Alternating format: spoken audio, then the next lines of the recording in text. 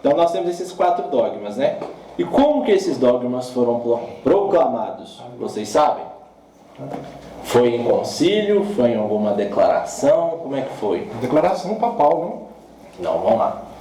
O dogma Maria, Mãe de Deus, foi em algum concílio? Sim ou não? Não sei. Eu sei que da Imaculada Conceição foi o Papa... Só o da Assunção foi proclamado pelo Papa Pio XII. Foi em 1854, não foi isso? Não. Pio XII foi... não, 1900, depois da aparição de Fátima, foi 24 ou 21. Qual foi antes de Lourdes? Foi Pio IX proclamando a Imaculada Conceição. Imaculada Conceição, então, Isso, 1854. Eu falei da Assunção. A Assunção foi proclamado pelo Papa, não foi em concílio, né? E o Papa Pio IX foi depois de uma reunião, né? Não foi como Pio XII, né? Foi depois de várias aparições públicas de Nossa Senhora, principalmente na França, né? Ele reúne os bispos e declara, né, o dogma da Imaculada Conceição, né? Então, o primeiro ponto é esse. Como que a Igreja declara aquilo que é dogma, aquilo que é verdade, aquilo que não é? Certo? Então, tem 3 jeitos. O Papa, sozinho, né, agindo in persona Christi no ministério petrino, ele em concílio ou reunido em comunhão com os bispos no mundo inteiro. Certo? Porém, não basta ter esses pressupostos, tem que estar explícita a vontade de imperar, daquilo ser reconhecido por todos, não reconhecido apenas a gente ficar sabendo, mas reconhecido de forma que todos entendam o que o Papa está dizendo. Certo? Então, por exemplo, não basta eu saber que existem 4 dogmas, eu tenho que saber explicá-los, certo? E essa vontade de imperar, é isso que tem que ter. Já adiantando, o dogma da corredenção de Maria, ele iria ser proclamado no Concílio Vaticano II, porém, por forças do movimento ecumenista, lá de dentro ele não foi proclamado, visando uma suposta paz entre os protestantes, né, e o pessoal de outra religião que não consideravam Maria como Mãe de Deus e assunta ao céu. Certo? Enfim, né? Não vamos entrar nas polêmicas, mas foi isso que aconteceu. Então, essa vontade de imperar, né, tem que estar explícita também nessa proclamação. E o que isso tem a ver com a Nossa Senhora, né, no fim dos tempos e tudo mais, vocês vão entender lá na frente. Primeiro vamos entender como a Nossa Senhora participa do magistério divino, o magistério da Igreja, para a gente compreender por que toda aparição dela, nós não precisamos de professá-la como um dogma da nossa fé, mas de aceitar como uma certeza da nossa fé e não podemos negá-la. Certo? Então vamos lá. Dado que é desta forma que o Papa proclama essas verdades de fé, não é? Isso entra no magistério, o quê? Da Igreja. Nós temos 2 magistérios. Nós temos o ordinário e o extraordinário, certo? Isso entra no magistério extraordinário, certo? Não como profissão de fé plena, mas como certeza derivada dessa fé. Compreendem? De forma que, se eu negar o dogma, eu tenho que negar se eu negar o dogma, eu tenho que negar alguma das certezas de fé que nós temos. Por exemplo, a concepção de nosso Senhor Jesus. Compreendem? Que uma coisa deriva da outra. Certo? Tem algum outro jeito do Papa, de modo ordinário, fazer com que alguma coisa seja ordinariamente incluída no magistério? Sim. Quando vários papas proclamam a mesma coisa de forma repetida ao longo do tempo, e aquilo cria na Igreja uma certa substancialidade e passa a ser também uma certeza autêntica de fé. Certo? Então nós temos aqui um primeiro grau. Nós temos o magistério extraordinário e o magistério ordinário. Dentro desses 2, nós temos, né, aquilo que é irrefutável, né, aquilo que a Igreja diz que é infalibilidade, que ela não erra. aquelas coisas que há a certeza de fé e aquelas coisas que têm uma autenticidade, mas não são certezas de fé, mas comungam da verdade professada no credo. Por isso que o credo é o centro da nossa fé. Certo? Nós temos essas três instâncias. Então, essa vontade de imperar, ela se coloca como como se a igreja imitasse o próprio ato de criação de Deus, elevando essas verdades de fé como feitas pelo próprio Deus. Por isso que tudo que Pedro ligar na terra será ligado no céu. O sumo pontífice é a única ponte. Compreendem? E ele só faz isso com quais pressupostos? Agir em persona Christi e com vontade de imperar. Ou seja, todos os católicos são obrigados a aceitar e compreender essas verdades de fé. Certo? Tranquilo até aqui? Então, dado que as aparições e o culto à Nossa Senhora, né, ele, como a gente sempre fala, né, eu preciso crer numa revelação privada para eu ser salvo? Não, mas eu não posso negá-la. E a partir do momento que a igreja a reconhece e a divulga, é elevado a uma certeza de fé, mas não a própria fé em si. Compreendem? Tem outro exemplo quanto a isso? Temos. Nós temos, por exemplo, as 5 vias de São Tomás, que dentro do magistério são uma certeza de fé e com alto índice de autenticidade e declaradas o quê? Infalíveis pelo Papa Pio IX no Vaticano I. Compreende? Ou seja, é uma certeza teológica com alto grau de autenticidade que é correlacionado ao dogma da nossa fé. Compreende? Então nós não podemos, por exemplo, negar a teologia de São Tomás de Aquino. Certo?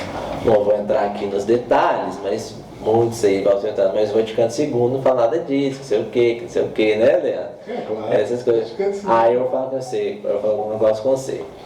O Vaticano II tem uma linguagem tão dúbia, né, que eles não são considerados hereges formais, mas é na beira do limite, entendeu?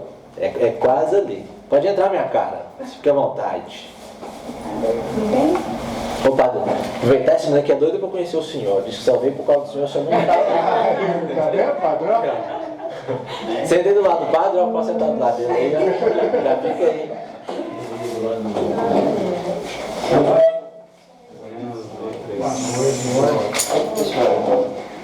E aí, João? Tá malhando? Ah, tá.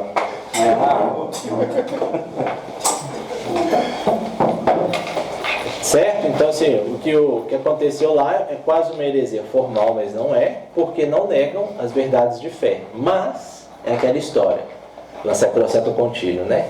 Que é considerado, até pelos teólogos tradicionais, o que melhor se dá na questão de liturgia. Porém, tem sempre nota de rodapé lá. Mas se o bispo diocesano quiser mudar, você vai, entendeu? E aí desanda o trem todo. Então, fica complicado, né? Aí, enfim, deu outra formação.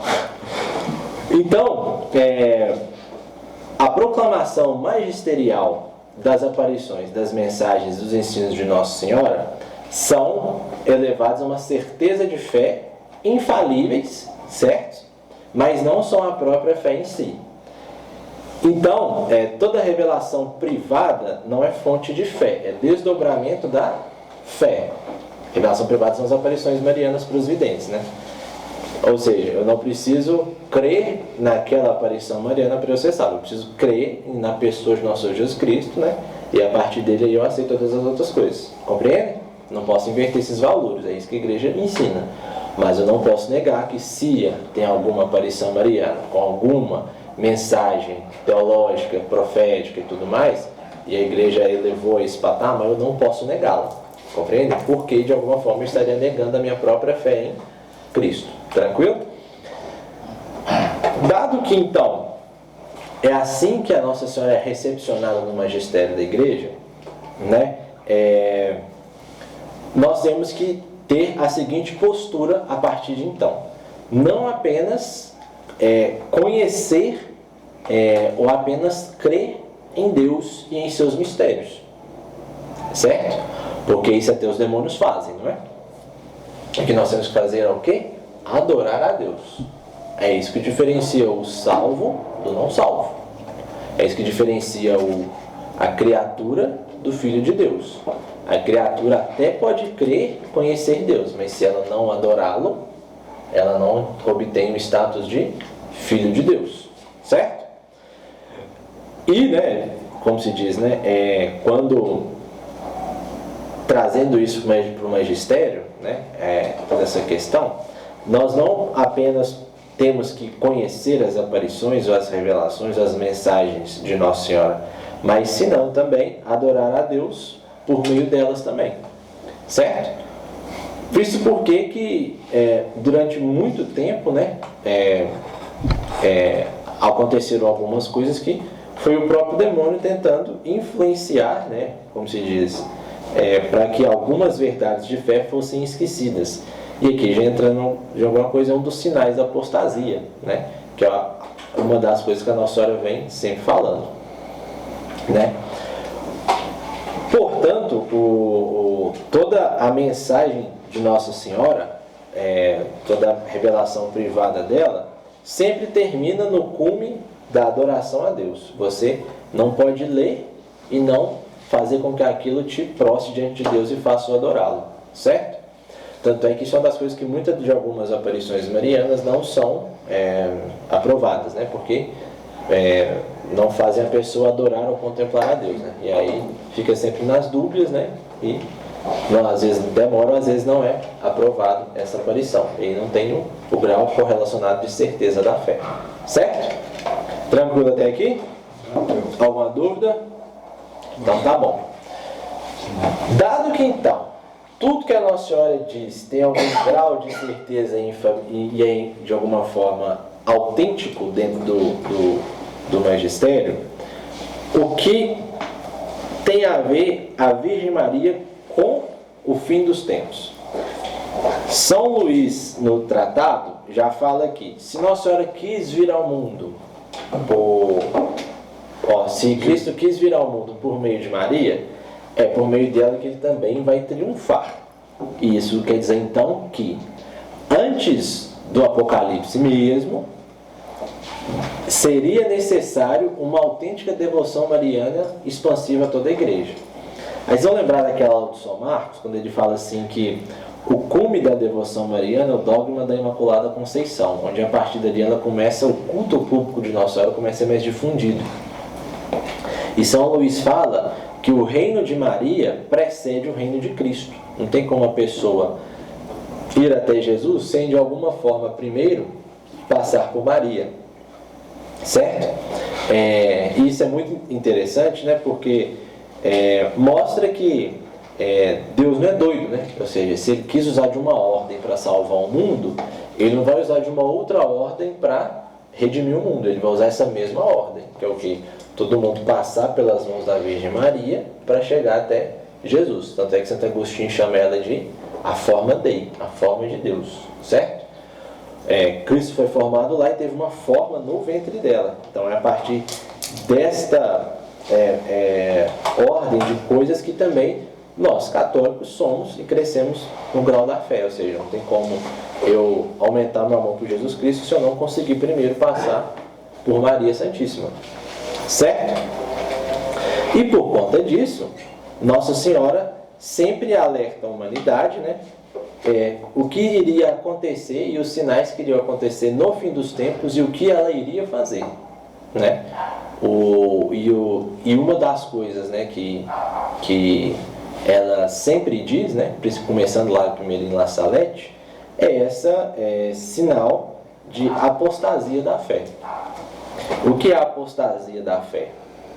É a perversão da natureza dos sacramentos de Deus, certo? Por exemplo, você relativizar a Eucaristia, você relativizar a igreja, você relativizar a devoção mariana, você relativizar as orações, certo? Por que isso são sinais que lá São Paulo diz em Tessalonicenses? Que o próprio São Paulo fala. Quais são os dois meios únicos que... Vai, padre. Agora também? Só que eu falei São Paulo, ele falou São Paulo, uai. Quais são os dois meios que Deus infunde a sua graça santificante em nós? Quais são as duas únicas maneiras de nós sermos santos? Pelas orações e pelos sacramentos. Qualquer tipo de oração? Não, né? Oração aqui implica numa certa contemplação de Deus. Qual é a melhor oração que nós temos para contemplar a Deus? Santo Rosário, certo? E os sacramentos são todos os 7 sacramentos que a igreja tem, né? Qual é o principal sacramento da igreja? Fonte de todos os outros? Eucaristia, certo? E aí nós vamos lembrar do sonho de São João Bosco. O que São João Bosco diz? Que ele entendeu que era a igreja já adentrando no fim dos tempos. O que guiava a igreja? Ele viu uma grande nau, né, no meio de um mar tempestuoso, né, em que o navio, né, não conseguia progredir, mas ele viu surgindo do mar uma pilastra bem alta e lá em cima uma Eucaristia brilhante, né, que é Jesus Eucarístico, e numa outra pilastra um pouco mais abaixo da Eucaristia a Virgem Maria. E a partir daí essa nau começou a andar pelo mar tempestuoso. Amém, irmão? Pelo mar tempestuoso. Só que a partir do momento que a nau começou a andar, outros navios, outras barcas começaram a atacar essa nau maior com canhões, com flechas, né, tentando, né, como diz, insuflar, não deixar ela ir, né? E ele via como a Santíssima Virgem e essa Sagrada Eucaristia não deixando esses ataques prosperar, certo? E aí a nau continua no mar até chegar no porto seguro dela. O que esse sonho de São João Bosco tem muito a ver com as mensagens de Nossa Senhora? Tudo a ver. Por quê? Uma das coisas que no fim dos tempos seria relativizada de forma principal é a Santa Missa e a Eucaristia, certo? E a outra coisa tão quanto relativizada também é a pessoa da Santíssima Virgem Maria, certo? Uma coisa tem a ver com a outra? Sim, uma coisa está intrinsecamente relacionada à outra. Por que a Virgem Maria está associada com a Eucaristia e vice-versa? Porque é na Eucaristia que se gera todos os outros dons de Deus. E é no ventre de Maria que se gera o próprio Filho de Deus. Então há uma certa relação da Sagrada Eucaristia com a Virgem Maria. Uma de forma espiritual, outra de forma física mesmo, né? Maria fisicamente teve Jesus. O sangue de Jesus era o sangue de Maria também. E lá naquela hóstia consagrada, quando o padre consagra, né, tem o sangue de Jesus ali e também tem o sangue de Maria ali também. Certo? Qual que é a definição de Eucaristia, você fala aí? O que gera todos os outros dons e as graças divinas. Entendeu? É o núcleo da igreja, né? São Padre Pio falava, né? O mundo pode ver um dia sem o sol, mas não um dia sem a Eucaristia, né? Senão acontece o que São Paulo fala, né? Que é a abominação do lugar santo, né? Então, esses são os dois principais sinais de apostasia do fim dos tempos. E o que Nossa Senhora disse que iria reparar esses sinais? O que nós, em alguma medida, deveríamos fazer para reparar estes sinais? Primeiro, uma profunda reverência e piedade à Sagrada Eucaristia. Por que eu não estou falando da Santa Missa? Porque a Santa Missa tem que estar em primeiro lugar, mas há outros meios também que a Sagrada Eucaristia infunde seus méritos. Que é o quê? Adoração Santíssima. O que mais? Procissão do Santíssimo. E o que mais?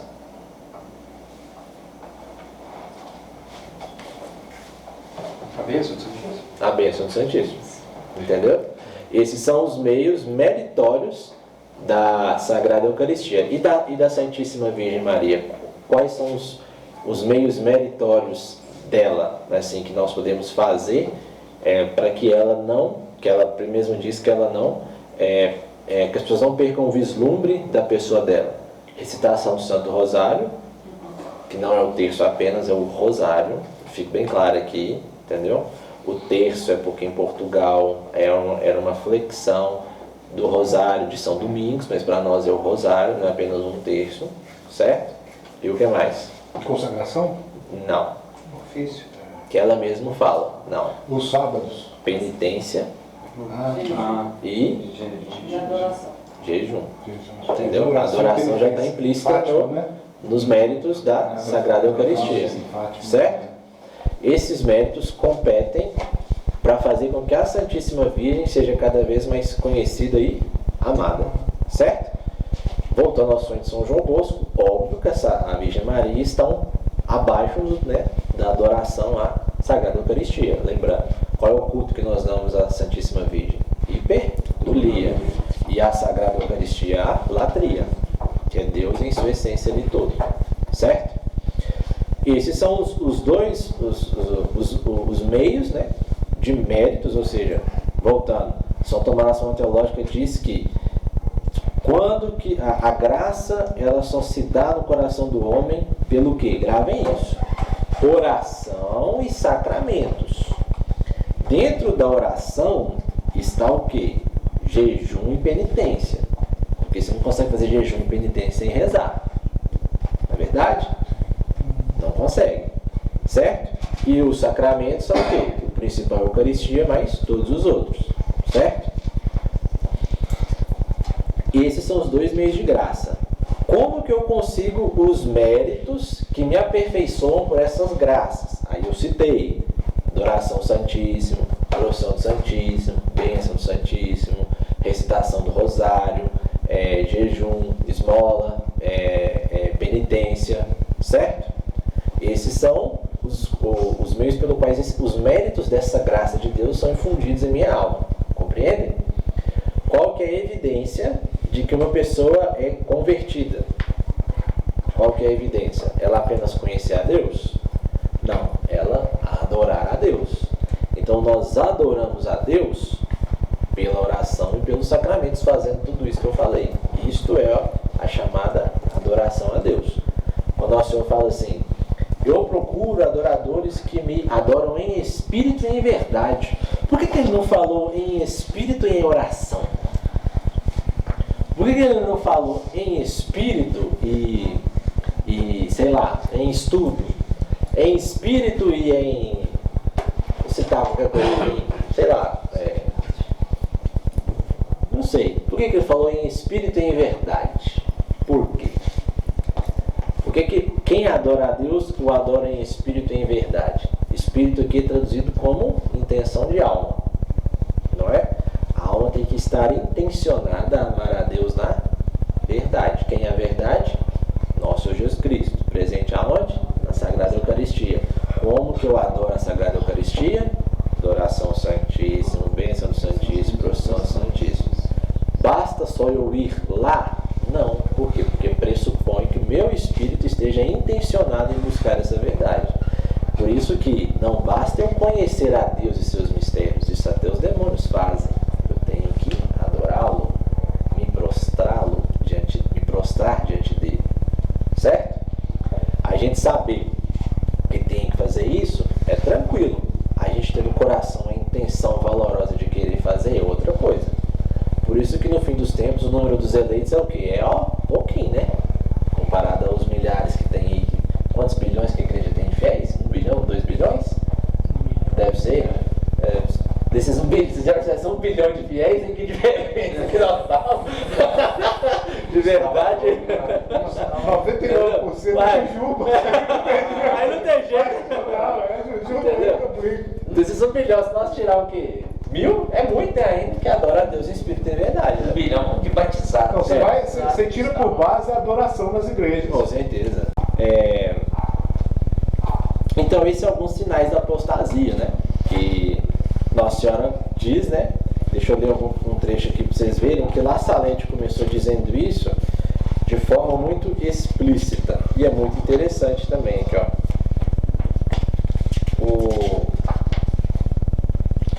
Lá em Segredos de Mas tem La tudo a Salete. ver com o que você está falando, Diego, porque é o seguinte, em algumas mensagens que eu leio, que eu leio de Nossa Senhora, fala que está faltando adoradores. Sim. Está faltando adoradores. As Sim. pessoas não estão adorando mais Jesus. no Santíssimo, Mas é não verdade. tem, não, está faltando. Ah, uma coisa que eu Não esqueci estão adorando mais. de me referir a isso é muito interessante que, à medida que Nosso Senhor, na Sagrada Eucaristia, né, nas diversas formas de culto a ela, ele é relativizado e profanado, o ser humano também, na sua essência, é vilipendiado. Homossexualismo, perda dos direitos fundamentais e naturais. Por favor. À medida que Nosso Senhor ele é profanado na Sagrada Eucaristia, né, e nas suas derivações de adoração, como adoração santíssima, procissão, comunhão, o ser humano também é profanado na sua essência. Entendeu? Vamos lá, direito natural, né? O que é da essência do ser humano? Liberdade, propriedade, o que mais? Vamos lá. Direito natural. Eu te ensinei já. Eu sei. Eu estou tentando lembrar aqui. Liberdade, trabalho, não é? Família. Sim. Isso são associações naturais do homem. O que é um direito divino dado a nós que ninguém pode tirar. Que é o que São Paulo fala lá nos Gálatas, que contra isso não há lei nenhuma. Que é o quê? A lei do amor. Ninguém é impedido ou tolhido de amar o outro. As formas de amor nós podemos discutir. Mas ninguém é impedido ou tolhido, né, ou não pode haver uma lei que me proíba de amar o outro. Contra isso não há lei. Por quê? Porque é um direito divino imposto no homem, na sua alma, né? E isso se dá no que nós chamamos de lei, né? Por isso que a lei ela é um trampolim para a verdade. Se a lei não servir para isso, ela é iníqua e nós não somos obrigados a segui-la. Vide, né, durante a pandemia aí, as várias leis iníquas que surgiram, tolhindo os nossos direitos fundamentais, que ainda não é o direito natural, é derivado do direito natural, e ferindo os direitos divinos. Por isso que quando a gente é crismado, nós somos soldados de Cristo para defender a igreja. A igreja, ela está dentro do direito divino, que é o quê? Ela é a barca, ela é um sacramento universal da salvação. Se ela é vilipendiada, é como se o próprio Deus naquela cruz fosse vilipendiado. Compreende? Aí vocês já sabem da história dos bastidores, né? Quando fechou as igrejas, que é que nós arrumamos aqui para os estantes ser reabertos. Eles deixam isso outra hora, né? Compreendem? Então, à medida que o Santíssimo Sacramento, a Eucaristia, né, ele é profanado, o próprio ser humano também, ele é profanado, ele é rebaixado, né, por ideologias, por tiranias, por legislações, né, por pessoas, homicídios, né, falta de amor ao próximo e tudo mais. Tudo isso é uma derivação que vem da falta de adoração à pessoa de nosso Senhor Jesus Cristo. Olha você ver, gente. Não sei se Kirk era católico, isso eu não sei. Eu acho que ele era evangélico, ele era britânico. Mas Russell Kirk, aquele conservador britânico, ele falava assim que toda desordem social ela é primeiro espiritual. E é verdade. Por que não adianta a gente curar o mundo, né, fazer as coisas para o mundo, sendo que o próprio ser divino enquanto tal, ele não reparado em nós, certo? Por exemplo, eu sei da crise antropológica do ser humano, mas é uma crise meramente antropológica? Não, ela é uma crise espiritual. Do que? Da falta de conhecimento de Deus para eu amá-lo. Essa é a grande falta. Compreende? Se eu não ter noção que a crise ela é primeiro espiritual, para depois eu compreendê-la como cultural, filosófica, teológica e tudo mais, eu não entendi nada ainda. Esse é um grande erro da chamada nova direita, né? Os neocons, que quer curar tudo só pelos fatores culturais. Mas implicitamente no fator cultural está o espiritual. Porque a perca da noção de Deus é a perca da noção de toda regra moral de vida nossa. Não é? Não é verdade? Deixa eu ler aqui das mensagens de La Salette. Sem falar que os demônios estão aí, né? Soltos, né? Se não rezar, meu filho, não tem jeito não. Aqui, ó. Ela fala para Melanie que olha Olha só que interessante, ó. Isso vai muito em contra ao que algumas pessoas não entenderam, né? Primeiro, nós não temos que curar a crise no mundo, nós temos que curar a crise na igreja, certo? O que a gente leigo faz? A gente vai lá e briga com o bispo, dá um soco na cara dele? Não, né? O que a gente faz? A gente faz o que a gente pode, provoca situações, faz oração, profissões públicas de fé e tudo mais. Porém, quem tem que resolver essa crise é quem foi constituído por Cristo, que é quem? Bispos e padres. Viu, Padre Nilton? Se vira. Quero nem saber. Entendeu? Entendeu? Por quê? Porque o primeiro apelo que Nossa Senhora e Nossa Salete fala é para os sacerdotes e bispos aqui, ó. Mas qual é o papel dos leigos, então? Conservar a fé no que lhes couber, assim como Maria. Maria era uma... Nossa Senhora, ela foi sacerdotisa, ela não comungava Jesus também no final da vida. Ela era lei. O que ela fazia? Conservava o Evangelho.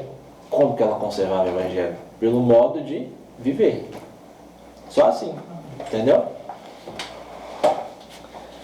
Os sacerdotes ministros de meu filho, por causa de sua vida má, por suas irreverências, pela sua impiedade, ao celebrar os santos mistérios, que é a Santa Missa e os demais sacramentos, pelo amor ao dinheiro, o amor às honras e os prazeres, os sacerdotes converterão-se em cloacas de impureza. Alguém sabe o que isso significa? Cloacas de impureza? Você já viu uma galinha já, não já? Sim. Aquela parte Onde sai como se diz, as partes mais baixas da galinha. Nossa Senhora está se referindo aos sacerdotes desta forma. Pode se referir também a uma passagem lá de Isaías, que Deus fala que tudo que os sacerdotes faziam para ele eram considerados como trapos de imundícia. Sabe o que eram os trapos de imundícia? Que é o que eles correlacionam com cloacas de impureza? Ou não? Antes não tinha absorvente, né, gente? As mulheres, como é que elas faziam, né? Elas pegavam um pano, colocavam na sua cintura assim. Só que depois que menstruava, não tinha como usar o pano. Por quê? Porque fedia muito. E era nojento. Aí o que elas faziam? Pegar outro pano. Ou seja, os atos dos sacerdotes israelitas daquela época eram como trapos de imundícia, que se equivale a essas cloacas de impureza. Eles vão notar. Mas por que a Nossa Senhora usou cloacas de impureza? Porque ela falou em francês para 2 pastores. Você acha que os 2 pastores tinham mentalmente a ideia do que era trapos de imundícia? Eles não sabiam nem ler, gente. Eles eram analfabetos. Entendeu? Então a Nossa Senhora usou uma linguagem que eles entendiam para equivaler a uma coisa que Deus já tinha falado pelo profeta Isaías. Percebam, hein? Que coerência. Não é? Sim, os sacerdotes provocam a vingança, e a vingança pende sobre suas cabeças. Ai dos sacerdotes e pessoas consagradas a Deus, religiosos, né, que pelas suas infidelidades e más vidas crucificam meu filho de novo. Os pecados das pessoas consagradas a Deus clamam ao céu e atraem vingança. E eis que a vingança está às suas portas, porque já não se encontra ninguém para implorar misericórdia e perdão para o povo. Já não há almas generosas, já não há ninguém digno de oferecer a vítima sem mancha o eterno pelo mundo. Né? E isso é os sacerdotes. E por fim, aí dá você ver que interessante. Então, voltando. A crise no mundo é uma crise da igreja, na medida em que ela mesmo não é guardiã dos sacramentos, relativiza a Eucaristia, né, e a devoção à Virgem Maria, certo? Por isso que muita gente acha ruim quem é muito devoto mariano, né? Aí vídeo vocês entendem algumas das coisas que nos acontecem. E ele fala aqui, ó, depois dos sacerdotes, é quem? Os chefes, os condutores do povo de Deus, que é quem? Os governantes, descurarão a oração e a penitência. O demônio obscureceu suas inteligências. Que estado católico que nós vemos hoje? Nenhum. Nem a Polônia, a Hungria, não é católico. Esse povo é. Mas afirmativamente proclamado como católico, nenhum. Então, vai escutando. Tornaram-se naquelas estrelas errantes que a antiga serpente arrastará com sua cauda para os fazer perecer. As estrelas aqui errantes são os demônios que Satanás fez cair quando ele foi expulso do céu. Então, por que Satanás age muito na política e nos governantes. Porque depois das coisas espirituais, a política é a maior arte de especulação e de caminho para o bem e para a salvação. Por isso que Nosso Senhor também é político, mas não apenas. Por que ele é político? Porque ele quer instaurar o seu reinado. Um reinado implica um político, certo? Mas ele não é apenas um político, compreende? Por isso que, né, depois dos bispos da alta hierarquia, as pessoas mais importantes que São Paulo nos obriga a rezar quem? Os nossos chefes e as nossas autoridades, que de alguma forma participam do império e do governo de Deus como instrumentos de justiça. Por isso que todo líder, gente, o líder de uma associação de bairro, entendeu? Numa ótica de Deus olhando, ele é muitas vezes tão importante quanto um governador. Por quê? Porque ele tem mais poder local do que um governador. O governador tem poder global, mas o poder local, quem pode fazer mais é um presidente de associação de bairro. Vocês estão entendendo? Como assim, Diego? Gente, o presidente da associação de bairro, ele pode chamar o povo e falar assim: vamos pôr fogo nessa rua aqui, ninguém passa, ninguém vem, enquanto o prefeito não vem aqui fazer o que tem que fazer. Sim. Um governador pode fazer isso? Não. Compreende? Localmente ele tem mais poder do que um presidente, um governador. Ele tem, o governador tem um poder mais amplo, mas a nível local ele não penetra tanto. Por exemplo, você fala todo dia de Romeu Zema na sua casa, mas você fala mais ainda do prefeito, do vereador, né, na sua casa do que dele, entendeu? Compreendem? A força local de um líder, ela é mais forte do que às vezes de um governador, de um presidente. Compreendem? Por isso que quem é muito é dado, muito será cobrado. Com certeza. A gente fala: Deus permitirá que a antiga serpente ponha divisões entre os soberanos em todas as sociedades e em todas as famílias. Compreende? Lembrei de uma coisa aqui também sobre isso aqui, ó. O que aconteceu? A luz tem que caber. Verde, Tem não? Tira aí então, tira o cabinho aí. Isso aí. Não tem problema não. Não, pode tirar. A bateria está acabada. Mas não vai ter som? O capta som, capta. Capta? Então Não pegou o microfone, mas capta. Mas entendeu? pegou o sonzinho lá então dos dogmas marianos? Depois tem que olhar, não sei. Entendeu? É assim mesmo fazer o quê? Mas você sabe, você combate, viu? Você é espiritual, viu? É assim mesmo, eu sou Eu muito amado, né? ia falar da Virgem Maria no final dos tempos, você pode ter certeza. Fazer o quê? Eu lembrei aqui quando eu li isso aqui, quando o Lula falou assim que para ele um padre da teologia da libertação tem mais valor que um prefeito. Por conta disso. O poder local é mais poderoso, é mais animador do que um poder mais global. Certo? Deus abandonará os homens a si mesmo. Só eu lembrei do Padre Nilton. Ele sempre fala isso, né, Padre? Deus abandonará os homens a si mesmo e enviará castigos que se hão de suceder durante mais de 35 anos, né? Aqui já é uma coisa mais profética, mais cifrada, não vou adentrar. Mas essa parte aqui. O maior castigo que Deus pode dar ao homem é fazer com que o homem ande por si só, sem conseguir conhecer e acender as verdades de Deus. É como se o homem fosse cego. Esse é o maior castigo que Deus pode dar à humanidade, a nível global. Ou seja, por isso que a gente enfrenta hoje uma crise, né, de inteligência, né, que no fundo é uma crise da pessoa divina mesmo, de quem é Deus. Compreende? Dado o quanto é o nível da crise, né? Por exemplo, né, eu posso até, se eu quiser e tudo, mas infelizmente, né, quantos padres que saem do seminário, né, e as verdades mais básicas de fé não conseguem explicar, né? E não adianta ele fazer pastoral, porque pastoral não salva ninguém, gente. O que salva é o quê? A pregação do Evangelho e a Sagrada Eucaristia. Entendeu?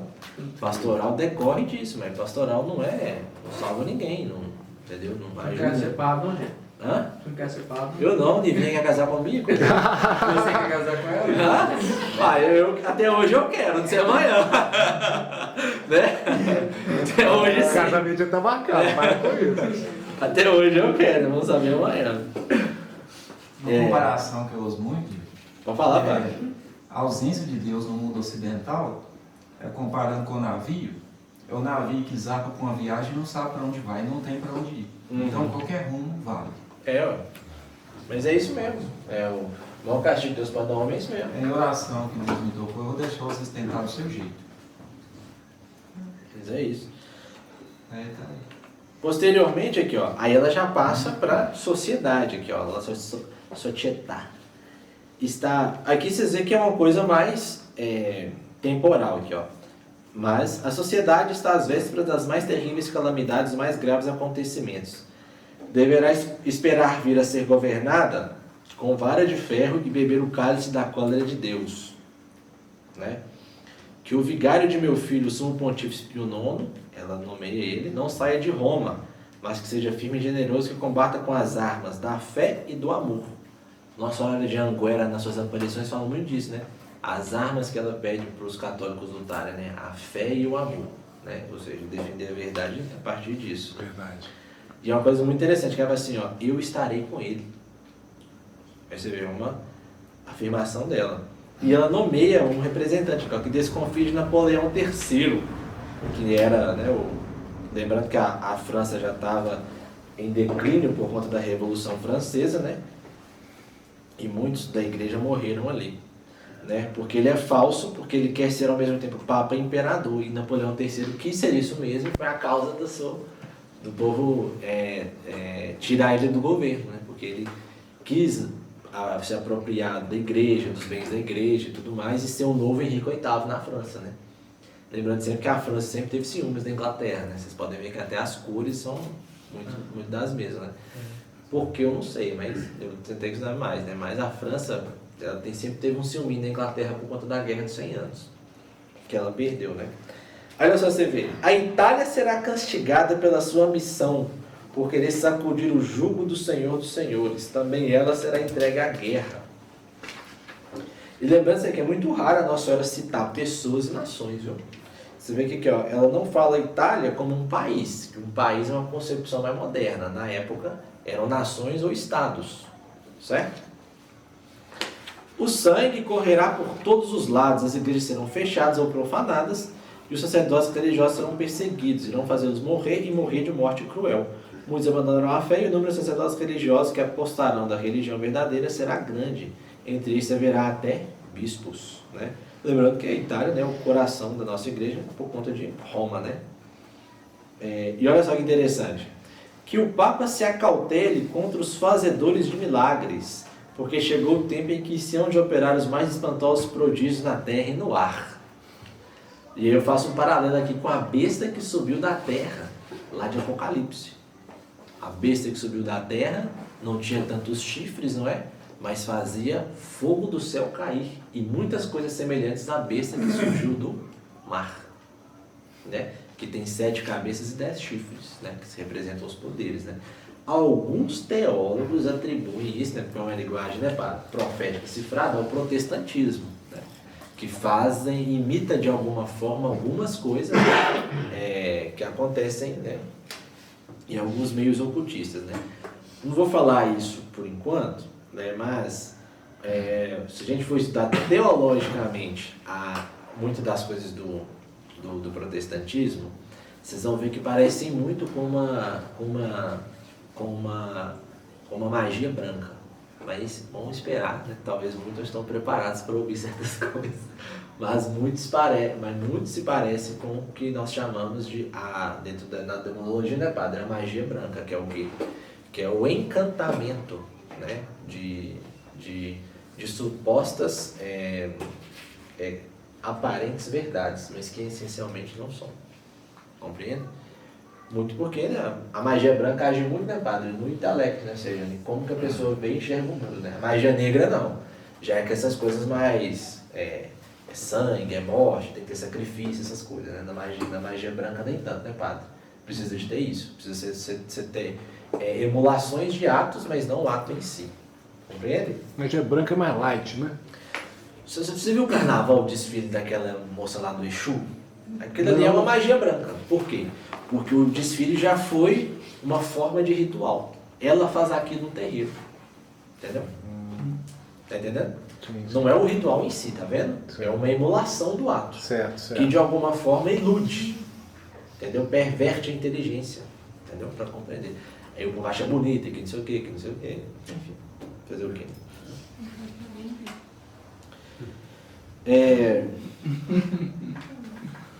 Aqui, ó. Uma coisa interessante também que Pio IX, lembrando que Pio IX foi convertido com essa aparição de La Salette, viu? Ele fala aqui, ó: os livros maus abundarão na terra e os espíritos das trevas espalharão por toda parte um relaxamento universal por tudo que seja serviço de Deus. Nós estamos vivendo, né? E terão enorme poder sobre a natureza. Haverá igrejas dedicadas ao culto desses espíritos. Ecologismo, essas coisas.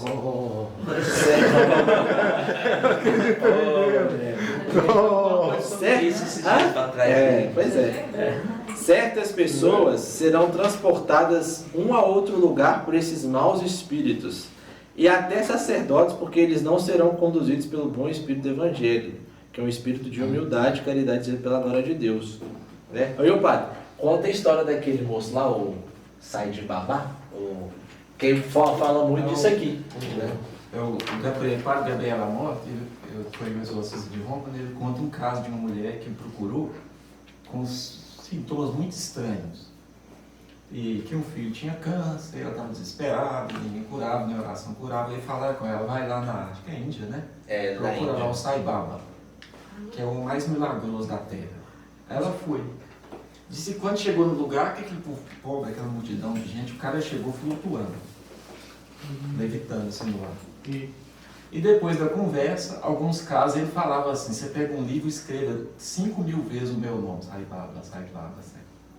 No caso dela, ela fez materializar um pote que tinha um pó e fiz ela comer esse pó. Aí o filho foi curado. Mas depois que o filho foi curado e cresceu, começou outra desordem, outra desgraça, né? Que avacalhou tudo na vida dela e do filho. Aí ela procurou o padre Gabriel Amor. E ele foi discípulo do Cândido Amantini, que é um outro padre exorcista, que tinha essa tradição. Quem é o nome exorcista, que é apontado pelo bispo, ele fica com algum experiente e vai aprendendo. Mas o Cândido Amantini, ele ensinou: na dúvida, reza com a pessoa. Reza. Então, ele dizia assim: nunca faça para fazer um exorcismo. Vou ali que vou te dar uma bênção. Aí ele foi dar uma bênção na mulher, passou mal e cuspiu o pó. Aí ela contou a história para ele, falou: você vai ter que vir aqui até você cuspir o pó todo. Mas esse pó está dentro de mim? Não. Mas simbolicamente esse pó é a participação que você teve com tal entidade através desse rito. Então simbolicamente você vai cuspir o pó todo. Não sei quantos anos que a mulher E quando fala de espírito também, é uma acepção diferente, né? Qual que é o ar que infla as velas para guiar a caravela? É o espírito, na marinha, como é que é? Tem os ventos contrários e os ventos favoráveis. O vento favorável é o Espírito Santo, ou são outros espíritos que inflam as velas, né? Tem essa comparação também. Então, o que está inflando as velas minhas da igreja? É o Espírito Santo ou um outro espírito? Sim. E tem essa acepção também. Isso aí vai aparecer muito mais agora. O cara que vai fazer isso aí que o Sai Baba fazia. Com certeza. E vai chamar a atenção. Isso. E olha só, Nossa Senhora Salete também prevê o espiritismo, que nasceu também na própria França.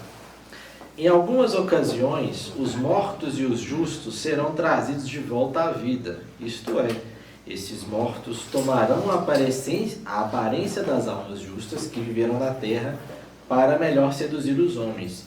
Esses ditos mortos ressuscitados não serão mais do que o demônio sob suas figuras e pregarão outro evangelho contrário ao verdadeiro Jesus Cristo, negando quer a existência do céu, quer a existência das almas dos condenados. Todas essas almas aparecerão como que unidas a seus corpos. Isso aqui foi quase 200 anos antes do Espiritismo na França. E serão vistos por toda parte prodígios extraordinários, porque a fé verdadeira se extinguiu e a falsa luz ilumina o mundo.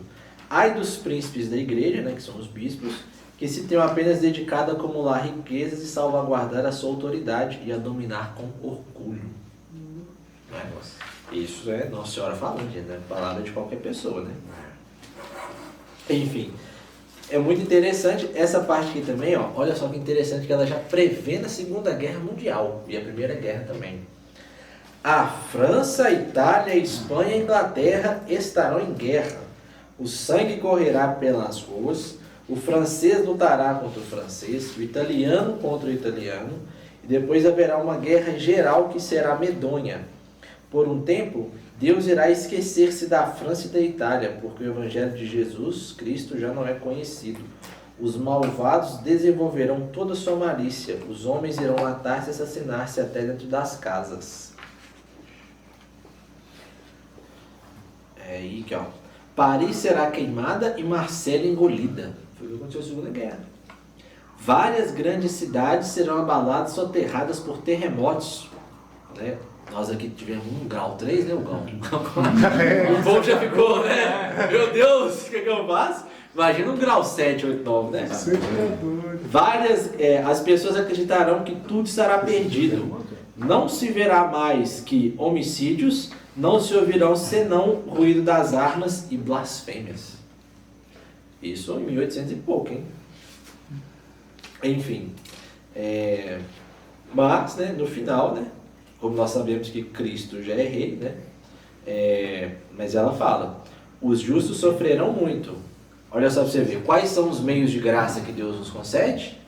Oração e sacramentos.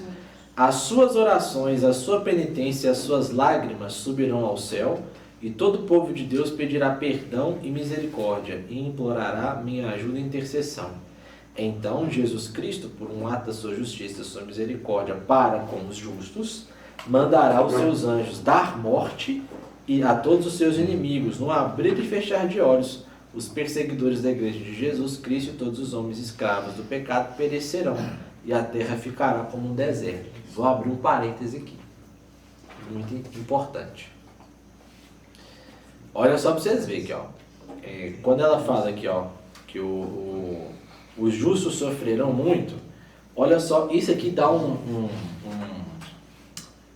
uma janela teológica, porque é o seguinte, já entrando aqui na apostasia geral da abominação do lugar santo, né? Vai haver um dia que não vai haver mais Eucaristia na Terra, não é? Verdade. E isso nós vamos chamar de o quê? A abominação no lugar santo, porque alguma coisa vai substituir a Eucaristia. Daniel, não é isso? Professor Daniel e Tessalonicenses também de São Paulo. Não é? Se a Eucaristia não estará mais acessível às pessoas justas, qual é o outro meio de graça que Deus concedeu para que perpetuasse essa pequena luz da fé? As orações marianas. Então, aqui já é a chave do papel da Virgem no fim dos tempos. Qual é? Conservar a fé. Certo? Sim. É só isso.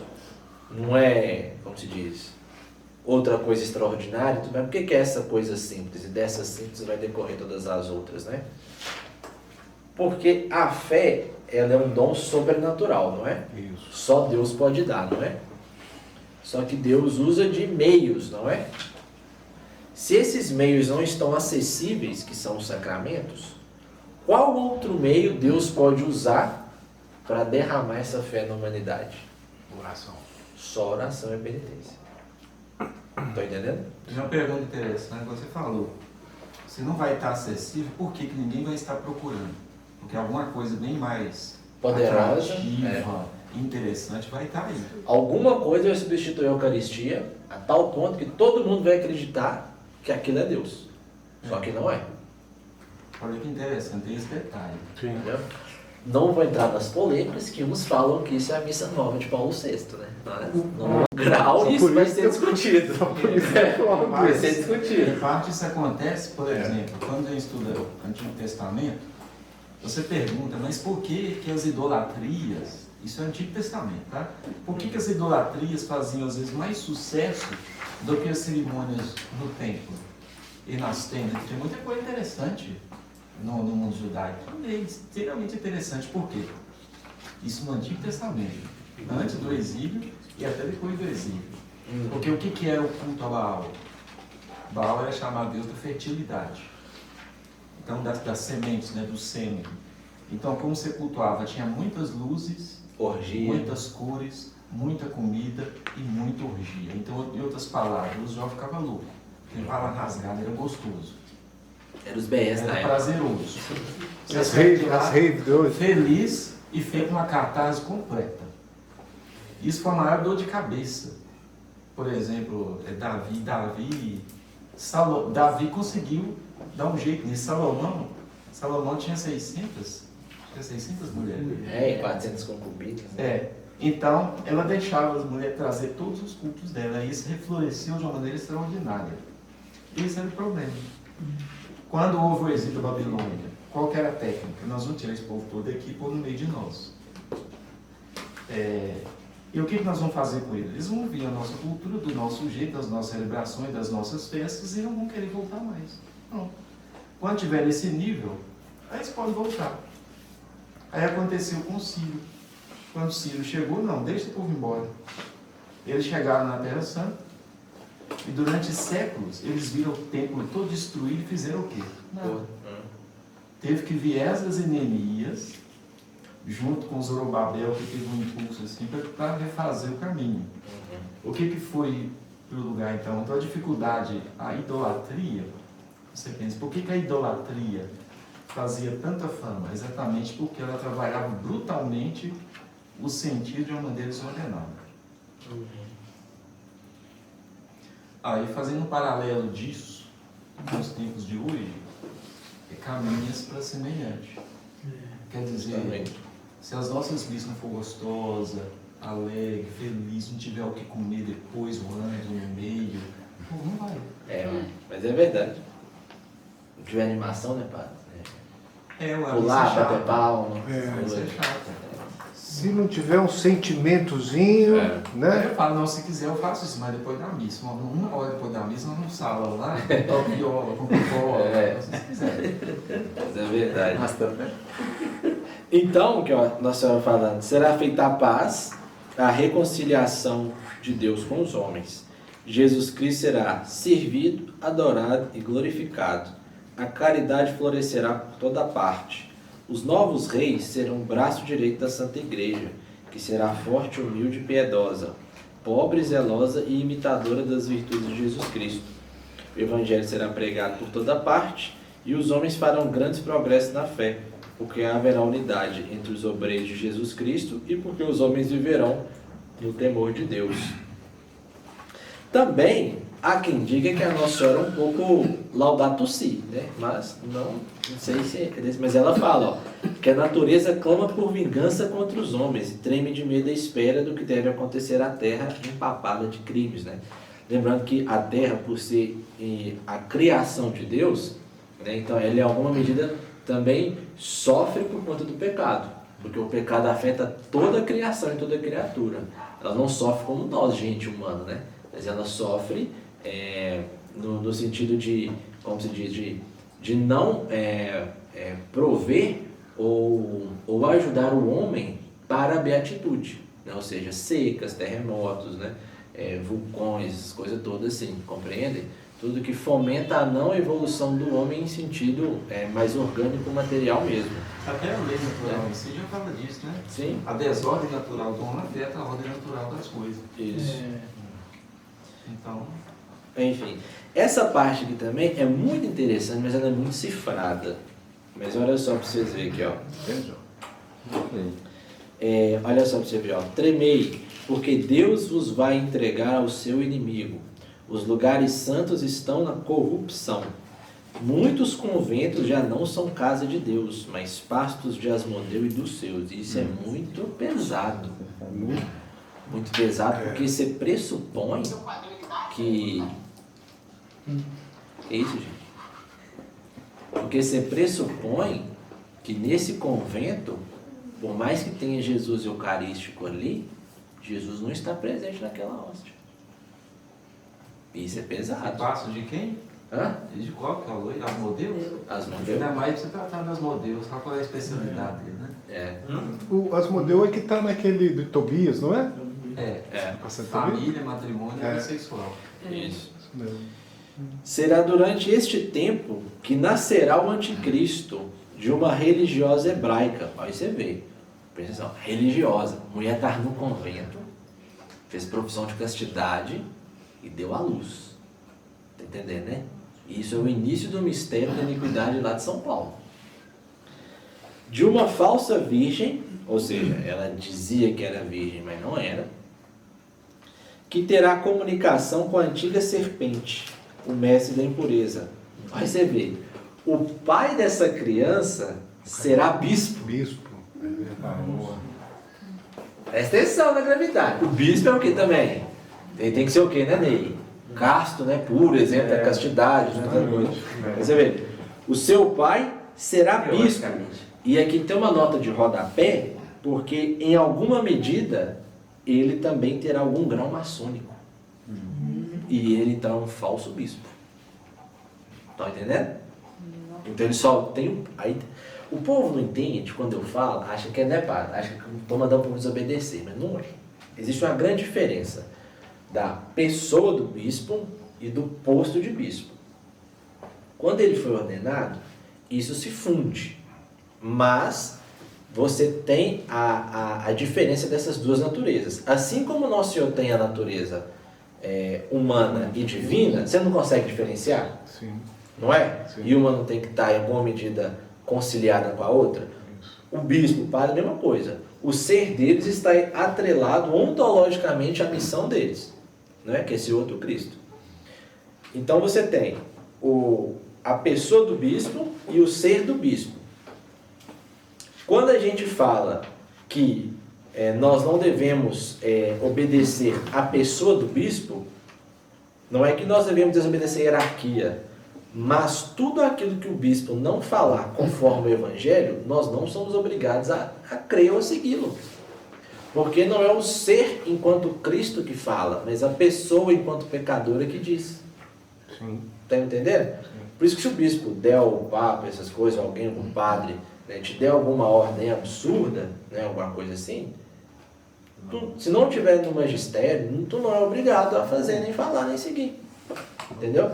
E isso não quer dizer, vocês estão chamando o povo, insuflando os católicos. Não, nós estamos chamando os católicos para realmente obedecer os bispos da melhor forma. Sim. Entendeu? Porque olha só, se esse bispo foi ordenado, mas ele é maçônico e ele é falso, eu tenho que obedecer ele como? Como que eu tenho que obedecer a ele? Só naquilo que o compete enquanto persona Christi. Entendeu? Enquanto pessoa, esses atos dele, não. Entendeu?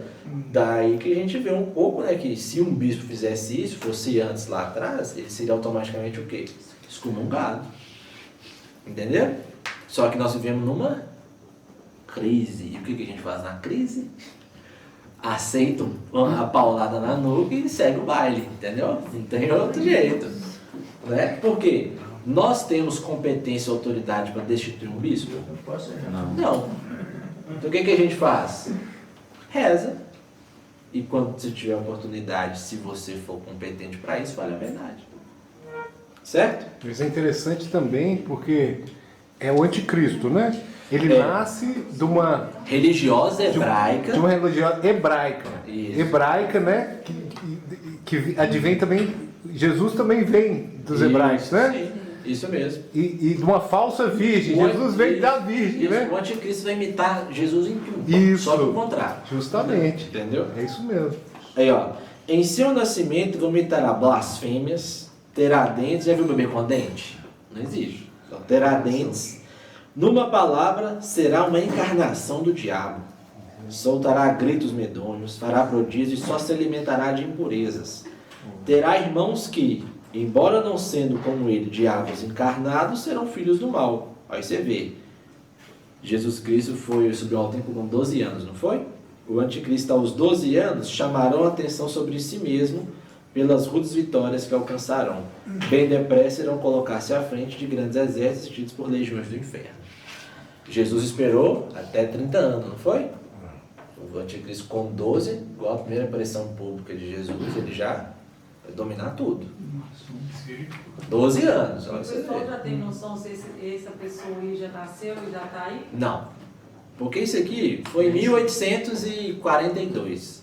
São Pio X na patente, que ele tem um valor magisterial autêntico, não infalível, fique bem claro, autêntico, ele já concebe o anticristo como se ele já nasceu, certo? Só que ele também concebe o sistema anticristão. Porque, gente, pensa pra você ver, para uma religiosa e um bispo fazer isso, eles têm que ter uma noção de fé muito parca, muito obscura, não é? Então, primeiro é a apostasia geral, depois a abominação no lugar-tempo, para depois o anticristo. Isso. Compreende? É uma ordem. Existe Entendeu? uma análise que fala, né, desse, quer dizer, como esse ciframento aí. O anticristo primeiro pode se conceber um sistema. Sim. Antes de poder, por exemplo, possivelmente chegar. Encarnar uma pessoa. Encarnar. Então hoje, se você pensar bem, o que tem acontecido, bem, assim, praticamente como verdade, por exemplo, olha pela educação. O que está acontecendo, né? A abominação nesse sentido já entrou no campo da educação, né? Aquilo que brigava com a igreja século a século, não existe corpo nem alma, não, as coisas é uma coisa só. Agora a psicologia divorciou da biologia. Você pode ser um corpo masculino, mas depende da sua cultura, você tem toda uma psicologia feminina. Então, quebrou o próprio dogma de ciência lá atrás. Não interessa. É tudo livre. Aí, ao pouco, isso vai entrar também dentro das faculdades. Sim. Né? E começa o quê? Nós somos formados lá. Então, eu vou vir de lá com o quê? Eu ainda tive sempre essa sede de buscar. Mas, por exemplo, você vai fazer psicologia, né? Eu não sei, lá em Belo Horizonte é assim, você participa de uma aula, não tem uma aula que você não cita um grande exemplo de transtorno psicológico, é um santo ou um padre. É o tempo todo, é chato, você não vai fazer isso mais por causa disso. É o tempo todo, santo fulano. Isso aí se chama E é por acaso, não é de propósito. Faz parte do sistema. Então, o sistema anticristão já está aí, é óbvio. Então, ele já está entrando na plataforma política e prática. Verdade. As estações mudarão, a terra somente produzirá frutos maus, os astros perderão seus movimentos regulares. A luz só refletirá uma débil luz avermelhada. A água e o fogo imprimirão ao globo terrestre movimentos convulsivos e horríveis terremotos, que tragarão montanhas e cidades inteiras. Roma perderá a fé e se converterá na sede do anticristo. Já caminhando para o final, aí ela fala aqui, ó. E eu dirijo um urgente apelo à terra. Chamo os verdadeiros discípulos do Deus vivo, que reina nos céus. Chama os verdadeiros imitadores de Cristo feito homem, o único verdadeiro Salvador dos homens. Aí ela fala, chama, enfim, os apóstolos dos últimos tempos. E que eu abro um parênteses, por quê? Porque, mais ou menos há 130 anos antes, este livro aqui foi escrito justamente com a alcunha de formar os apóstolos dos últimos tempos que lutarão pela Virgem Maria. Verdade. Certo? Então, ou seja, a Nossa Senhora repete uma expressão que foi insuflada lá no coração de São Luís. Tamanha é o grau, né, desse livrinho aqui de importância para nós hoje, né? Por isso que é o tratado da verdadeira devoção. Existem falsas? Sim. Por quê? Porque nós não sabemos adorar a Deus. E o que nos diferencia dos demônios é a nossa adoração a Deus. Aí, ó. Que viverão no desprezo do mundo e de si próprios, na pobreza e na humildade, no desprezo e no silêncio, na oração e na mortificação, na castidade e na união com Deus, no sofrimento e desconhecidos do mundo. É o que São Luís fala, as características do verdadeiro devoto da Virgem Maria. São essas aqui mesmo. ela fala, já é hora de saírem e virem iluminar a terra, e de mostrai-vos com meus filhos queridos. Eu estou convosco e em vós. Isso aqui que é interessante, ó. Isso aqui que é pesado também, porque nenhum teólogo conseguiu conceber, não. Como que a pessoa da Virgem Maria estará presente na própria alma do devoto? Por quê? Porque assim como Cristo está na presente Eucaristia e está na nossa alma, ela como corredentora também vai estar. Vocês fizeram um peso, dogma da corredenção, por que ele não foi proclamado? Porque ele é gigante demais. Verdade. Entendeu? Porque se a mesma advogada que está nos céus está também no nosso coração. Estão entendendo? Ainda que não seja um dogma, é uma verdade que é vivida há mais de 2000 anos. E lembre, um dogma é uma imitação de um ato de criação divina como se Deus mesmo fizesse. Certo? Se a corredenção for elevada, vai ter esse status. Mas percebam, para isso ocorrer, esse dogma, o que pressupõe ele? O reino de Maria avançando.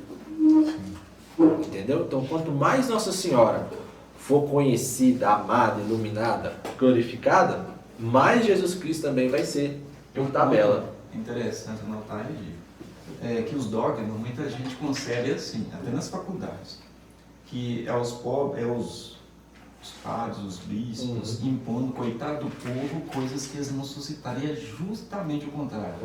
O concílio ou o Papa proclama porque aquilo já está sendo vivido há séculos. Todos os dogmas da igreja são assim, começou no meio do povo. Justamente os marianos. Os concílios, por exemplo, o primeiro lá foi Theotokos, foi o concílio de 430 e pouco, né? Logo depois foi o do Latrão, Virgindade Perpétua. Foram 2 concílios. Eles inventaram, não. Eles recolheram aquilo que o povo já vivia há séculos, assim, isso é uma verdade de fé. O nosso povo vive isso. E o que estava escrito nos evangelhos. E os outros 2 dogmas marianos foram 2 papas que constituíram, porque já estava sendo vivido aquilo. Né? Então, é nesse sentido. Né? E é muito, né, assim, você vê, é muito... É um maravilhamento, é um mistério mesmo, né? Essa questão. Eu estou convosco e em vós. Olha. É a mesma coisa de Jesus Cristo. Quando ele fala, né? Eu estarei convosco até o fim dos tempos. Verdade. Compreende? Muito legal. Se ela é a perfeita imitadora de Jesus Cristo, né? Que ela também não ia fazer isso, né? Aí ela fala, desde que a vossa fé seja a luz que vos ilumine nesses dias de infortúnio, que o vosso zelo vos torne como que famintos da glória e da honra de Jesus Cristo. Combatei, filhos da luz, vós, pequeno número que ainda tem de vista, porque chegou o tempo dos tempos, o fim dos fins. Entendeu? A Virgem Maria no fim dos tempos se dá como? Na conservação da fé. Entendeu? A igreja será eclipsada, o mundo estará em aflição, né? Porque eis que chegam Enoque e Elias, cheios do Espírito de Deus. Eles pregarão com a força de Deus, homens de boa vontade acreditarão em Deus, e muitas almas serão consoladas. Aí no final aqui, tem uma parte interessante também. Aqui, ó. Roma pagã desaparecerá. Cairá fogo do céu e consumirá 3 cidades. Todo o universo será presa de terror, e muitos deixarão seduzir, porque não adorarão o verdadeiro Cristo, que vivia entre eles. Aqui, ó. Eis a besta com seus súditos, dizendo-se o Salvador do mundo. Irá elevar-se com soberba pelos ares para subir até o céu. Será precipitado pelo sopro de São Miguel, arcanjo. Cairá, e a terra que há 3 dias encontrava-se em contínuas evoluções, que alguns dizem que são os 3 dias de trevas, mas não é confirmado, abrirá o seu seio cheio de fogo e será precipitado para sempre com todos os seus dos abismos eternos do inferno. Interessante, ó. Então a água e o fogo purificarão a terra e consumirão todas as obras do orgulho dos homens, e tudo será renovado, e Deus será servido e glorificado. Por que água e fogo? Por quê? Por quê? Por que água e fogo? Água porque o Espírito pairava sobre as águas, porque ela era sem terra e vazia, não é? E o Espírito Santo, ele é se assemelhado ao ar, não é? E a palavra de Deus à água. Mas muitas vezes a água é também assemelhada ao Espírito, né? E de vós fluirão rios de águas vivas, né? Que é o próprio Espírito Santo, né? Essas coisas. E por que o fogo? O fogo purifica também, não é? Mas lembrem que, né, padre? A palavra hebraica que fala de Deus é Ish, não é, padre? E Ish é representada como uma chama de fogo. E amor, em hebraico, como é que é? Em hebraico, uma palavra para fogo é Esh. Esh. É como é que no hebraico não tem vogal, né? Como é que é? Como se você escrevesse SH. E o nome varão em hebraico é Ish. E o nome de mulher em hebraico como fêmea é Isha. Por isso que a Bíblia em hebraico brinca, né? Por isso que a mulher veio do homem. Ish, Isha. Se você tirar aquilo que é do homem e da mulher, o I e o A, sobra o quê? Esh, o fogo. Aí eles falam assim, por exemplo, o I junto com o H está tanto no homem quanto na mulher em hebraico. E duas palavras que significam o quê? Yahvé, Que é Deus. Então quer dizer, tira Deus do nome da criatura, né, do macho e da fêmea, sobre si, só o fogo. E esse fogo, em vez de ser o fogo de Deus, é o fogo das paixões. A língua hebraica é extraordinária. Isso aqui, eu não sei quantos mil antes de Cristo. Quer dizer, aquele que não tem Deus é guiado pelo fogo das paixões. Que destrói, que consome, né? O contrário é o Deus, que é o fogo, mas é o fogo de Deus que purifica, guia, né? Isso, é. E diferente, né, dos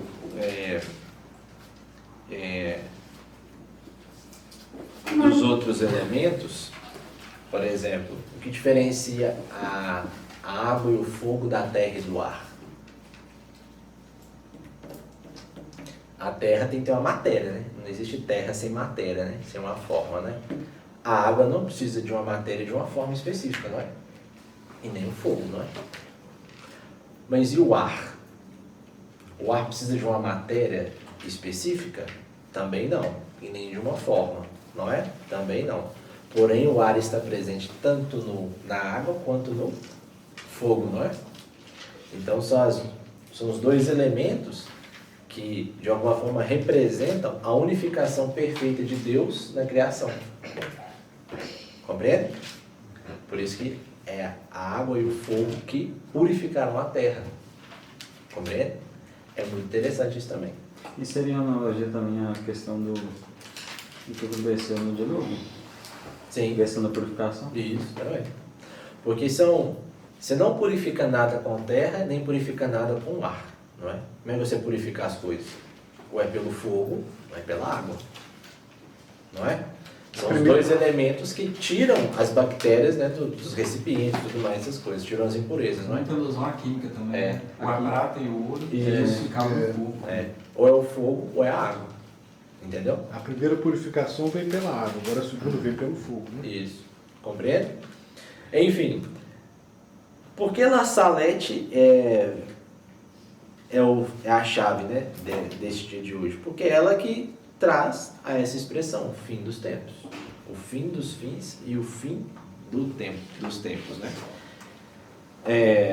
E por isso, ela, de alguma forma, é o centro. Qual é o papel da Virgem Maria nisso tudo, né? Qual é o papel dela?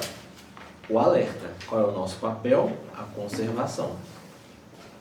A Virgem Maria, no fim dos tempos, né, que a gente chama de escaton, né, na teologia, né, que está lá ligado ao Apocalipse, é justamente nos fazer compreender como essas coisas vão se dar. Porque seria muito injusto da parte de Deus ele falar dos fins dos tempos, mas não nos dar os meios necessários para conhecê-lo, não é? O que Nosso Senhor fala? Vocês não sabem quando vai chover? As nuvens não ficam dessa cor e tal, dessa cor? Ele não fala assim? Sim. Aí o que ele fala? Quando estas coisas acontecerem, sabeis que chegará o fim. Verdade. Certo? Só que por uma questão material, ele falava aquelas pessoas da época. Nossa Senhora fala de forma universal para toda a igreja. Compreende? Porque dos pressupostos da teologia não é simplesmente ter o conhecimento das coisas, né? Ou saber muitas informações sobre Deus e a igreja. O pressuposto da teologia é justamente a fé que tu professa. Eu posso ser o maior exímio conhecedor, eu posso ser o maior, né, padre? Igual os cardeais lá no Vaticano II, eu posso ser o maior cara fera do direito canônico. Se eu não amar a Deus, de nada isso basta. Verdade. Se eu falar uma coisa e viver outra, é o quê? Hipocrisia. Ai de vós, hipócritas fariseus. Seu julgamento será pior. Por isso que o início da apostasia é o próprio já julgamento do clero, na medida em que ele aposta da fé. Como? Relativizando a Eucaristia e a devoção à Virgem Maria. Vocês compreendem agora por que, de alguma forma, né? É uma realidade mais nossa de Brasil. Você perde os atos públicos de fé, os rosários, os congressos eucarísticos que existiam antes, né? As confrarias marianas, as congregações marianas que reuniam o povo para rezar e tudo mais. Por que os bispos não querem ou não gostam disso? Porque eles já são ensinados que isso é uma afronta àqueles que não são da igreja. Só que muito pelo contrário. Isso já é uma perversão do que é a nossa própria fé. O católico, ele não, diferente do evangélico, do protestante, ele não vive uma fé privada, ele vive uma fé pública. Não é? Por que há essa diferença? O protestante crê que no próprio ato de fé dele, ele já está justificado diante de Deus. E nós católicos, não. A nossa própria crença na pessoa de Jesus Cristo, baixa aí, Diogo. Passa aqui, só, baixa aqui, passa. A nossa própria crença, nosso ato de fé na pessoa de Jesus Cristo, não nos garante a salvação. Por quê? Porque a salvação só é confirmada no sacramento. Só comunga quem está em estado de... Só entra no céu quem não tem pecado. Tá entendendo? É a diferença das duas teologias. E é algo que, de alguma forma, tolindo esses atos, equivale todo mundo como se fosse uma coisa só. E não é. Por mais que eu... Assim, ó, um parênteses interessante. Eu posso batizar alguém? Sim ou não? Sim, posso. Quando eu não tenho padre presente. Se eu tenho padre presente, eu não sou obrigado a batizar. Por quê? Porque é um ofício do sacerdote. Um dos erros mais, assim, como se diz, de calcanhar de Aquiles do concílio é isso, quando eles falam assim que os protestantes são batizados, são, mas não na igreja católica. Entendeu? Então, eles têm a matéria e a forma, mas não têm a ordenação, não têm o uso. E isso aqui já é uma perca da sucessão apostólica. Certo? E se eu perco a sucessão apostólica de vista, eu não sei mais da onde que vem esse meu poder que me foi impetrado, então eu já perco também a linhagem da pessoa de nosso Senhor Jesus Cristo. Compreende? Perdendo essa linhagem, o que a igreja perde? A autoridade. Perdendo a autoridade, o que ela perde? Perde o quê? A verdade. Entendeu? Igual naquela formação da semana passada. A igreja busca a verdade ou ela detém a verdade? Detém a verdade. Detém a verdade. Quem busca a verdade é quem não detém. Cristo se deu a nós. Mas como que nós perdemos essa verdade? É como Nossa Senhora diz. No fim dos tempos, quando eu não a conheço e adoro. Certo? Quando a gente conhece e sabe o que é a verdade, só tem dois movimentos na nossa alma, que é qual? Ou eu me endureço, e isso é orgulho, não é? Ou a verdade me quebranta, não é? E aí eu me humilho, não é? Esse humilhar já é o próprio Cristo agindo em mim, compreende? Por isso que ensina, e a verdade, ela endurece essa pessoa em vez de a quebrantá-la, é sinal de que o quê? A inteligência dela não está conseguindo inteligir a coisa que está sendo falada. E isso já é uma ação já do demônio. Entendeu? Por isso que a nossa guerra ela é espiritual. Qual o papel da Virgem Maria nisso? Desmistificar tudo isso, porque ela é a luz que guiará todas as nações para Cristo. Compreendem? O papel da Virgem Maria, portanto, no fim dos tempos, é justamente esse: ser o farol, ser como se diz, o porto seguro, ser o guia, porque na ausência de autoridades que nos revelam e nos ensinam a verdade, o que eu tenho que fazer? Recorrer à perfeita imitadora de Jesus Cristo, que nunca erra, que é quem? A Virgem Maria. É isso mesmo. Por isso vocês vão lembrar que Dom Henrique falava assim, muita coisa eu não concordo, mas essa coisa eu concordo com ele.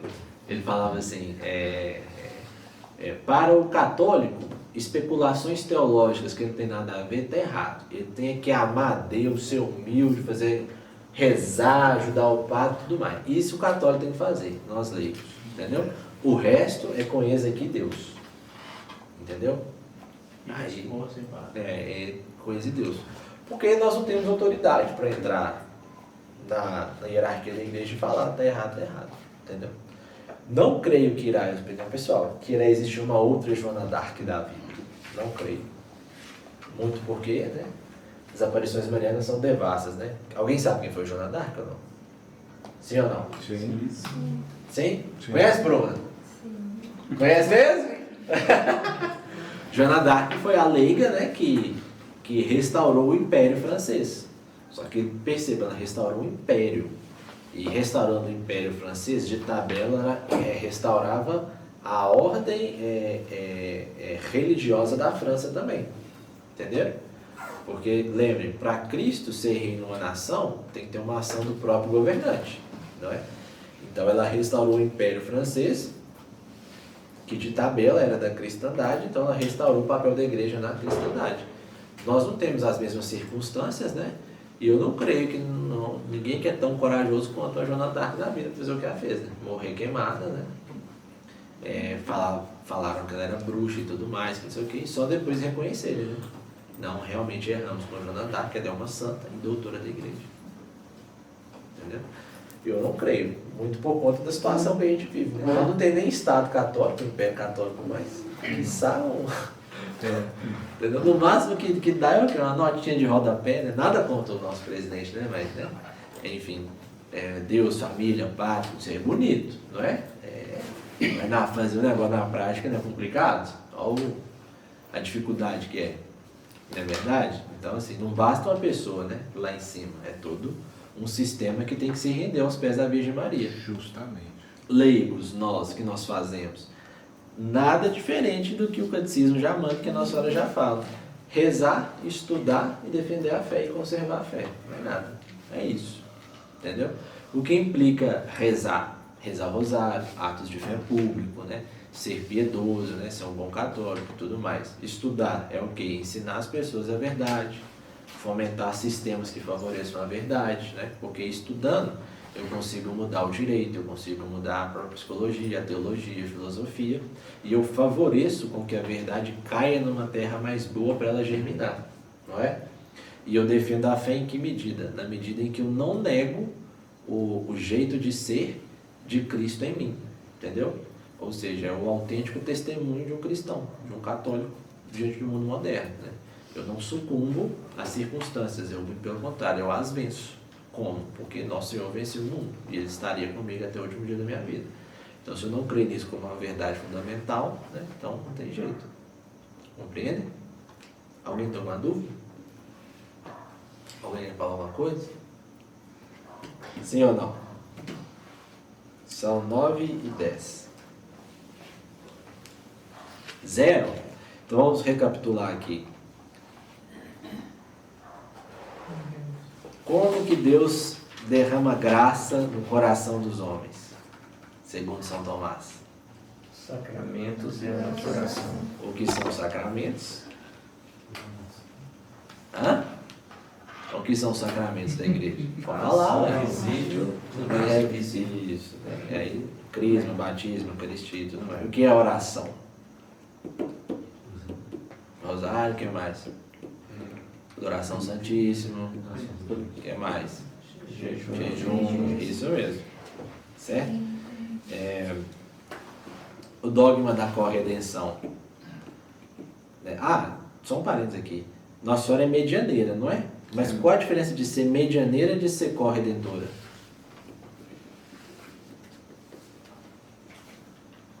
Ou chamada tesoureira também, né? Medianeira, ela distribui as graças de Deus, não é? Toda graça que Deus quer dar ao mundo passa pelas mãos de Maria, não é? Mas qual a diferença disso para uma corredenção? Tem uma coparticipação na redenção? A corredenção, nós estamos afirmando que todo mérito de Cristo na salvação dos homens é também de Maria, não apenas um derramar de graças. Entendeu? É um derramar de graças, mas é um mérito que salva pessoas do inferno. A devoção à Virgem Maria. Porque para Cristo ser redentor, teve que ter Maria, teve que passar por Primeiro, Maria. como redentora da humanidade. Entendeu? Por isso que ela é imperatriz, né? Porque ela disse sim. Quando ela diz sim, ela está participando como se Deus fosse, mas não sendo Deus. Por isso, entendeu? corredentora. Por isso, corredentora. E imperatriz. Entendeu? Quem é a imperatriz das Américas, né? Nossa Senhora Guadalupe, que ama o Diego, né? 12 de dezembro, 12 de Que dezembro. ama o Diego, né? Dieguito, não sou de outro madre. Por que temes? Entendeu? Por que temes? Ama o Diego, né? Diego, seu Diego. É verdade? Mas é verdade. É verdade. Foi o primeiro vidente que ela nomeou pelo nome, sabia? Ela não chama Marcos, a Melânia pelos nomes, né? Ela chama vós, filhinhos meus, não sei o quê. Mas em Guadalupe ela nomeou o vidente, Diego. Segura aí, meu filho. Segura essa bomba aí. Tá vendo? Segura essa bomba aí. Só o nome, pensou se fosse uma experiência com ele mesmo? Seria de nós. Entendeu? Segura essa bomba aí. Amém, padre? Você quer falar alguma coisa, complementar? Perguntar? Me xingar? Essa é a importância, né? Conhecer. Já é um direito nosso, é uma herança que nos foi dada, tanto culturalmente quanto na fé, aqueles que vieram antes de nós. Esse é o básico nosso, passar por tanta dificuldade, por tanto aprendizado, não é coisas de ontem, sabe? Quando a gente fala assim dessa universalidade do magistério, assim como a gente fala da universalidade da cultura, a alta cultura, não são coisas que dependem do período histórico. Não são valores ou virtudes que dependem do período histórico. Por exemplo, naquela época podia, hoje mudou. Não mudam. Né? Certas virtudes, certos valores não mudam apesar do tempo. Isso é um direito de todos. Enquanto igreja, o nosso papel, se você olhar o direito canônico, aquele que tem o ministério ordenado, tem um tríplice munus, um tríplice serviço básico. Qual que é o nosso serviço básico? Santificar, oferecendo ao povo os sacramentos, preparando para tal, oferecendo os sacramentos. Reger é assim, organizar, que nós não vamos fazer tudo sozinho. Reger, dar a ordem para que as coisas aconteçam. Por exemplo, eu gosto de brincar que a palavra profissão, ela nasceu bem no ambiente religioso. Como que você professa a sua fé? Sendo médico. Como você professa a sua fé? Sendo soldado? Como você professa a sua fé? Sendo médico? Hoje nós abreviamos e arrancamos da igreja. Qual que é a sua profissão?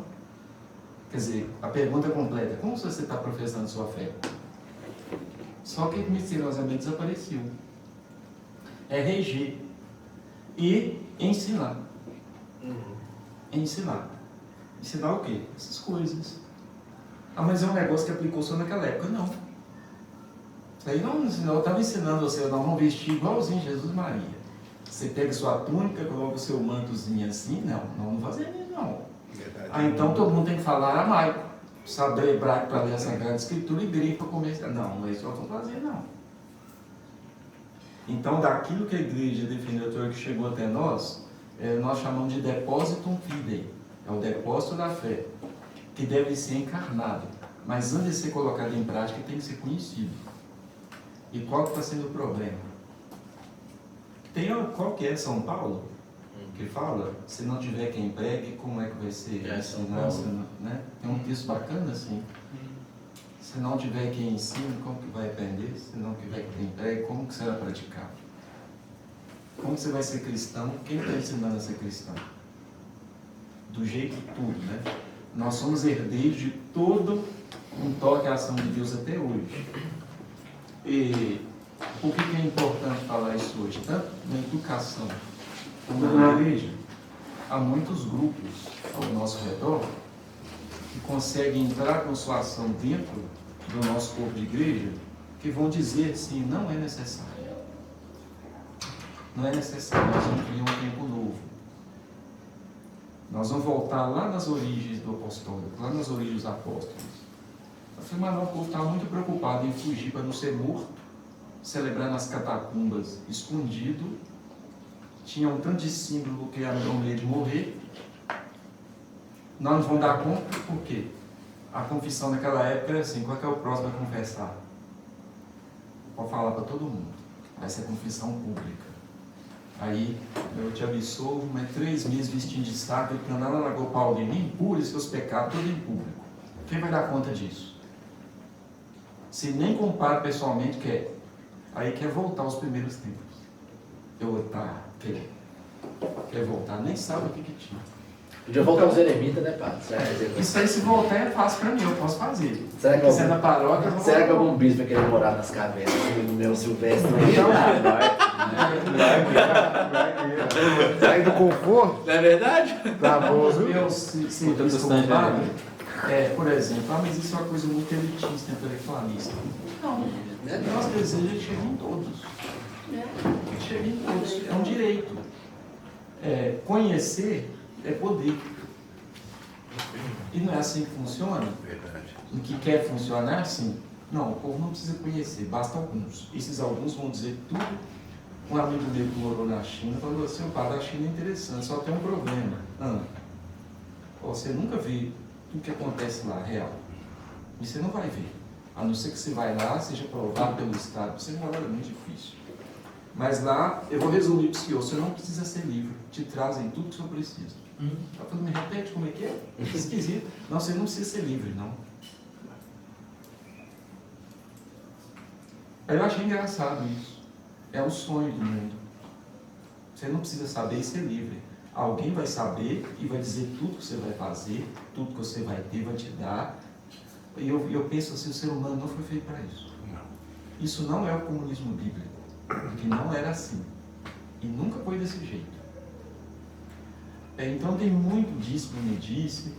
As verdadeiras fake news nunca são denunciadas, né? E o que nós fazemos? Conheça, estude, não só a Bíblia. Para você entender a Bíblia, você tem que entender outro corpo da palavra de Deus, que é o catecismo. Olha, aprenda. Não fica só nisso, não. Né? Diga a questão da cultura também, informação. É verdade também que para nós daí tá tão difícil assim, não, né, padre? Então, é preciso conhecer mesmo. Porque o que tem de gente passando a perna. E para terminar, isso eu falo muito nas homilias, né? Que eu falo isso para as pessoas e eles assustam, né? Que os escravos nas senzalas não eram tão escravos como nós somos hoje. Nós ganhamos deles. Eles tinham uma escravidão sofrida física na carne. Pergunta se eles perderam a cultura deles. Não. Por que hoje eles falam que Nossa Senhora mesmo ia manjar? Porque o patrão colocava lá em mais Nossa Senhora, reza para ela. E eles cantavam no dialeto deles. Como o patrão não entendia, eles estavam cantando bem manjar. Falar nego obediente, rezando para Nossa Senhora, também eles estavam cantando bem manjar. Com os anos, os que vieram depois falavam Nossa Senhora é minha manjar, mas nunca foi por causa disso. É uma espécie de resiliência. Não perder a sua cultura. Não deixar de contar suas histórias dentro das senzalas. O Rosário teve um ponto forte nisso. O que é as confrarias do Rosário? É um negro, ele se reuniu nas senzalas e tinha um que tirava a reza. Daí que nasceram as confrarias do Rosário. E hoje? Hoje é a escravidão da liberdade. Todos são livres, mas todos são muito mais escravos do que eles, que não sabem de onde vem, para onde vai, não tem uma língua, daqui a pouco não tem uma fé, não tem o sexo, não tem nada. E está piorando. Se eu visse as coisas melhorando, era uma coisa. Com o sistema novo, vai estar piorando. Não tem nada. Eu vi uma notícia aí que o cara casou com um holograma, né? Mas só que o programa, ele sabe quando o programa aposenta, eles não aperfeiçoam, mas travou, e agora? Então a esposa dele falecendo. Que é uma inteligência artificial que não vai ser mais, um programa não vai ser continuado mais. Ele foi descontinuado. Aí a qualquer momento ele fica viúvo. E o que é isso? Eu digo assim, pessoas totalmente perdidas. É só contra isso que a gente quer alertar. Né? Isso não implica numa obra social que tem que acontecer. Mas eu lembro sempre de Jesus, não só de pão vive o homem, mas de toda palavra da boca de Deus. Né? Então hoje todo mundo fala, eu sou livre, nós somos livres. E quando eu vou olhando assim, eu nunca fui tão escravo. Segue moda da cabeça de alguém, roupa, jeito de falar, jeito de vestir. Vai na Academia Brasileira de Letras, do dia que você falar, escreve, é isso mesmo. Tá ótimo. Cair a língua, agora vai piorar, tá? Não vou dizer por que não. Caiu a língua, caiu a civilização, caiu o pensamento, caiu tudo. Aí o povo fica dócil. É só chegar alguém, meter o couro em cima, que todo mundo obedecer. Chegou um tempo igual São João da Cruz, né? Vai fazer um crucifixo na terra, vai rezar e adorar. E o que nós vamos fazer? Busque, vai além, resgate, alguma coisa. Para voltar como você antes, para fazer um novo terrestre. Né? Amém. Amém?